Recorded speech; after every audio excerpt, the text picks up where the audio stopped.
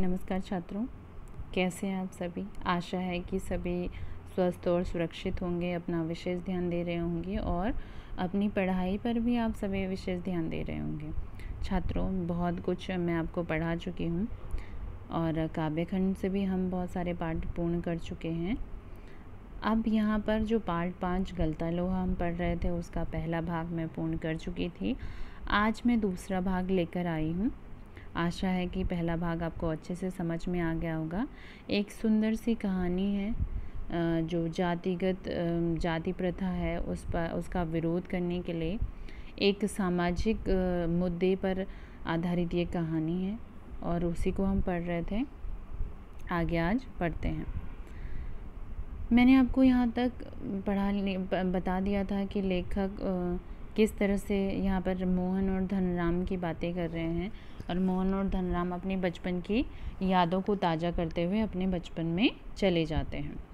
अब उन्होंने किस तरह से कहा था कि मोहन एक होशियार बच्चा था, धनराम लोहार का बेटा था, इसलिए उसको कुछ कम समझ में आता था, पर मोहन क्या था, उसे अच्छे से समझ में आ जाता था, कुशाग्र बुद्धि का था, इसलिए पूरे स्कूल का मॉनिटर वो बना दिया गया था। मास्टर त्रिलोक सिंह जी जो थे वो अशब्दों का प्रयोग करके बहुत सारे चीज़ें जो हैं वो धनराम को सुना देते थे, जिससे कि धनराम का मनोबल और भी टूट गया और धीरे धीरे उसे पढ़ाई में क्या हुआ, रुचि उसकी ख़त्म हो गई। आगे क्या कह रहे हैं, किस तरह से त्रिलोक सिंह मास्टर जी का सामान्य नियम था कि सज़ा पाने वाले को ही अपने लिए हथियार जुटाना पड़ता है और जाहिर सी बात है कि बलि का बकरा भी उसे ही, जो बलि का बकरा है उसे ही अपने लिए जो डंडा तोड़ के लाना पड़ता था और वो डंडा भी इस तरह से तोड़ता था कि जैसे वो दूसरों के लिए ला रहा हो। अब किस तरह से ये पार्ट ये मैंने आपको पढ़ा दिया था, तो फिर भी मैं एक बार रिपीट कर रही हूँ। किस तरह से उन्होंने धनराम के साथ भी वही किया। धनराम को 13 का पहाड़ा सुनाने के लिए कहा, परंतु दिन भर प्रयास करने के बाद भी धनराम को 13 का पहाड़ा याद नहीं हुआ। फिर मास्टर साहब ने जवान के चाबुक अर्थात अपने अच्छे शब्दों का प्रयोग न करते हुए उसको ताना सुनाया कि तेरे दिमाग में तो लोहा भरा है, विद्या का ताप कहाँ से लगेगा, और अपने थैले से दरातियाँ निकाली। दराती मीन्स जो घास काटने के लिए जो औजारों का प्रयोग किया जाता है, और उसको थमा दी और कहा कि ये तुम घर से अपने पिता जिसे क्या करो, इनको तेज़ धार करा के लेके आओ। अब जैसे जैसे धनराम बड़ा हुआ उसके पिता ने भी वही काम दे दिया। कहाँ धौंकने फूकने या सान लगाने के कामों में उलझना शुरू कर दिया। धीरे धीरे हथौड़ा चलाना भी सिखा दिया, विद्या सिखाने लगा। अब जो धनराम के पिता थे गंगाराम, वो धीरे धीरे अपने जो लोहार का काम में भी धनराम को क्या करने लगे, व्यस्त करने लगे। धनराम छोटा सा बालक कब लोहार का काम संभालने लगा पता ही नहीं चला। जहाँ मास्टर त्रिलोक सिंह जी उसे पसंद की बेंत चुनने की छूट देते थे, वहाँ गंगाराम इसका चुनाव स्वयं करते थे। अब ये होता किस तरह से मास्टर साहब धनराम को कहते थे कि अगर तुम्हें तो मैं पीटूंगा और तुम अपने लिए डंडी भी खुद ही लाओगे, परंतु उसके अपोजिट उसके पिता जो थे, धनराम के पिता गंगाराम, अगर धनराम लोहार के काम में थोड़ी सी कमी करता था तो उसके पिता भी उसे उसी तरह से पिटाई करते थे, परंतु पिटाई वो अपनी तरफ से, चाहे वो डंडा हो चाहे कुछ हो। इस तरह से कब धनराम अपने पिता के काम में व्यस्त हो गया, पिता का हाथ बढ़ाने लग गया है, और एक दिन क्या हुआ, धनराम के पिता गंगाराम चल बसे और कब धनराम ने अपनी विरासत का लोहार का काम, जो आफर है, आफर में जहाँ पर लोहार का औजार जहाँ पर बनते हैं, वो काम संभाल लिया, किसी को पता ही नहीं चला। प्राइमरी स्कूल की सीमा लांघते ही मोहन की छात्रवृत्ति प्राप्त कर त्रिलोक सिंह मास्टर की भविष्यवाणी को किसी हद तक सिद्ध कर दिया, तो साधारण हैसियत वाले यजमानों की पुरोहिताइन करने वाले वंशीधर तिवारी को भी हौसला बढ़ा। अब यहाँ तक कि गांव के स्कूल से मोहन को स्कॉलरशिप मिली छात्रवृत्ति के लिए, और जो ब्राह्मण थे, पुरोहित थे, अर्थात पंडिताई का जो काम करते थे, उनके पिता वंशीधर तिवारी का भी हौसला क्या हुआ, बढ़ गया। उनको भी कॉन्फिडेंस आ गया कि हाँ उनका बेटा बड़ा होकर क्या करेगा, एक बड़ा आदमी बनेगा। और वो भी ये सपने देखने लग गए कि हमारे जो पैतृक पितरों से चली आ रही है पुरोहिताई का काम धंधा जो है, इसमें कुछ नहीं होता। इसलिए वो चाहते थे कि उनका बेटा भी अब क्या किस तरह से घर को संभाले, और वो चाहते थे कि किसी तरह परिवार का आधा पेट भर पाते थे। मोहन पढ़ा लिखा कर वंश की दरिद्रता मिटा दे, यह उनकी हार्दिक इच्छा थी। अब वंशीधर तिवारी जी की इच्छा थी कि उनका बेटा मोहन किसी तरह से घर की गरीबी को मिटा दे, कोई बड़ा नाम करे, बड़ा व्यक्ति बन जाए और स्कूल का नाम सम्मान करे, पूरे गांव का ही नाम रोशन करे। लेकिन इच्छा होते हुए भी सब कुछ नहीं हो जाता। आगे की पढ़ाई के लिए जो स्कूल था वह गांव से 4 मील दूर था। 2 मील की चढ़ाई के अलावा बरसात के मौसम में सारे रास्ते में पड़ने वाली नदी की समस्या थी। आप सभी को पता है छात्रों कि पहाड़ी, ये उत्तराखंड के एरिया की बात कहानी में जो लोकेशन दिखाई गई है वो उत्तराखंड का लोकेशन दिखाई दिया गया। और आप सभी को पता है कि बरसात में हमारे पहाड़ी क्षेत्रों की क्या स्थिति होती है, क्योंकि जो हमारा उत्तराखंड राज्य है वो अधिकांश पहाड़ों से घिरा हुआ राज्य है।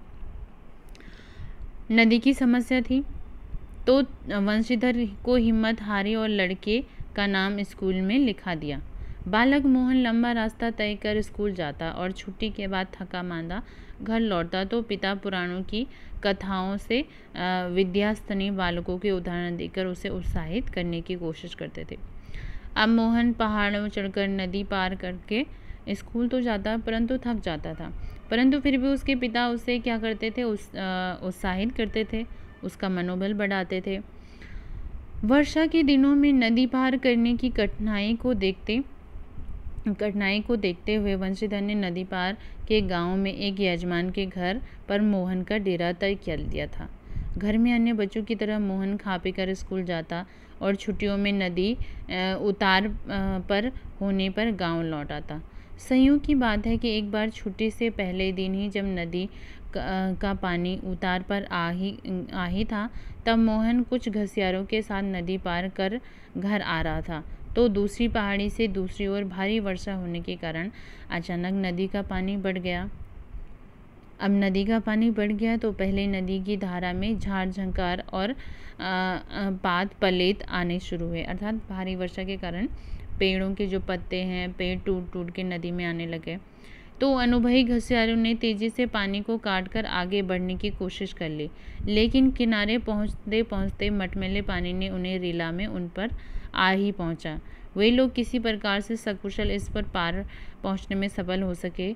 इस घटना के बाद वंशीधर घबरा गए और बच्चे के भविष्य को लेकर चिंतित होने लगे। अब लेखक कह रहे हैं कि स्कूल इतना दूर था, नदी पार करके जाना पड़ता था। एक दिन भयानक नदी इस तरह से आई कि पेड़ टूटकर आने लग गए और किसी तरह से घसियारे जो घास काटने वाली महिलाएं थी उनके साथ मोहन ने बड़ी मुश्किल से अपनी जान बचाई। इससे वंशीधर तिवारी को बहुत चिंता होती थी कि वो बच्चे के साथ कुछ भी अनर्थ हो सकता है। अब क्या हुआ आगे? बिरादरी के एक संपन्न परिवार का एक युवक रमेश उन दिनों लखनऊ से छुट्टियों में गांव आया हुआ था। बातों बातों में वंशीधर ने मोहन की पढ़ाई के संबंध में उसे अपनी चिंता प्रकट की तो उसने न केवल अपनी सहानुभूति मीन्स सिंपैथी जताई और बल्कि उसे सुझाव मीन्स एडवाइस दिया कि वे मोहन को उनके साथ लखनऊ भेज दें। घर में जहाँ 4 प्राणी हैं, एक और बढ़ जाने पर कोई अंतर नहीं पड़ा, बल्कि शहर में रहकर वह अच्छी तरह से पढ़ लिख सकेगा। अब ये कहानी का दूसरा काल प्रारंभ होता है। पिता चिंतित थे कि वह नदी पार करके कैसे स्कूल जाएगा और किस तरह से गांव में एक दिन छुट्टी आए हुए लखनऊ से जो बिरादरी का था, अर्थात जो ब्राह्मण ही बिरादरी का जो रमेश था वो लखनऊ से घर आया था। उन्होंने वंशीधर को सुझाव दिया कि आप मेरे साथ उसे भेज दीजिए मोहन को, और वो लखनऊ ही पढ़ लेगा। जहाँ हम 4 लोग घर में रहते हैं, एक वो भी रह लेगा और शहर आकर तो वो और अच्छे से पढ़ाई कर लेगा। ये एडवाइस किसने दी? रमेश ने। वंशधर को जैसे रमेश के रूप में साक्षात मीन्स बिल्कुल एक्चुअल जिसे हम बोलते हैं भगवान मिल गए हों, उनकी आंखों में पानी छलकने लगा। भरे गले से वे केवल इतना ही कह पाए कि बिरादरी का यही सहारा होता है। छुट्टियां से शेष होने पर रमेश वापस लौटा तो माँ बाप और अपनी गांव की दुनिया से बिछुड़कर सहमा सहमा सा मोहन भी उसके साथ लखनऊ आ पहुंचा। अब जैसे ही रमेश की छुट्टियां ख़त्म हुई, पूरा घर बार माँ पिता को छोड़कर मोहन भी लखनऊ जा पहुंचा। अब मोहन की ज़िंदगी का एक नया अध्याय शुरू हो गया। घर की दोनों महिलाएं, जिन्हें वह चाची और भाभी कहकर पुकारता था, का हाथ बटाने के अलावा धीरे धीरे मोहल्ले की सभी चाचियों और भाभियों के लिए वो कामकाज हाथ बटाने का साधन बन गया। अब मोहन जैसे ही गया तो लखनऊ पढ़ने के लिए था, परंतु घर में रमेश के साथ गया था, उनकी पत्नी के साथ और भाभी के साथ वो काम बढ़ाने लग गया। साथ में अब वो पूरे मोहल्ले के साथ वो काम करने लग गया। सब उसे कहने लगे, मोहन ये ला दे, मोहन वो ला दे, कोई कपड़े धोबी को दे दे, कभी कुछ दे दे। तो सभी उसको कुछ ना कुछ काम क्या करते थे, बताते रहते थे। मोहन 1 किलो आलू तो ला दे।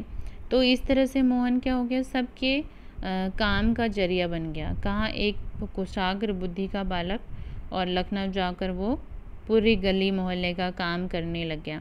औसत दफ्तरी बाबू की हैसियत वाले रमेश के लिए मोहन अपना भाई बिरादर बतलाने उनके सम्मान के विरुद्ध जान पड़ता था।